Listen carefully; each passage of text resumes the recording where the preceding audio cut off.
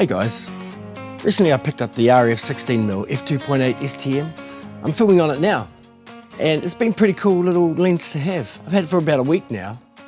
So what do I reckon so far?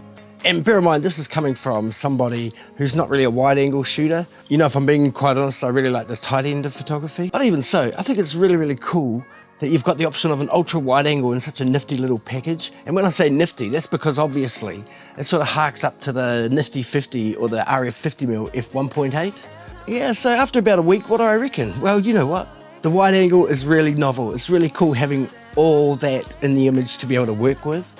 But let's be perfectly honest, with the RF 16mm, the RAWs are atrocious. I mean, check this out here. You only have to look at the distortion before you can get a workable image. It's a bit of laughable, really. But no doubt the profiles will improve. But even so, when they do, I mean, you look at the JPEGs and, you know, the corners are pretty soft. It looks like it's been stretched through one of those old laundry wringers. The fact of the matter is, the corners are terrible in these photos. In video, it's not so bad, you know.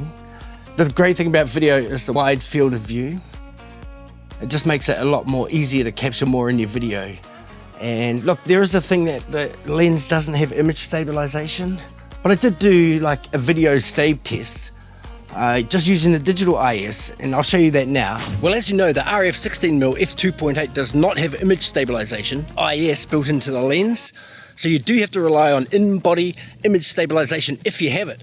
But if the body you have does not have IBIS, you may need to use the digital IS. And that's the case for me with the EOS R. There's no IBIS, so I do have to use the digital IS. Right now for this test, there is no digital IS on, and I imagine it's probably going to look pretty shaky. Okay, so now I've got it on digital IS, the first of the two modes. The other mode is enhanced. There is a wee bit of a crop, but I actually don't mind it too much. I actually think the field of view is even better than what it was with the digital IS turned off.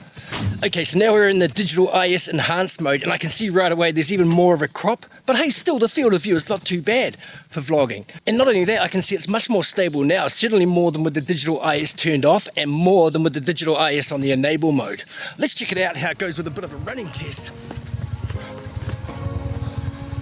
And then if you think about the image stabilization, you take it back to photography. Well, in actual fact, the wider the lens goes, the less it kind of needs image stabilization.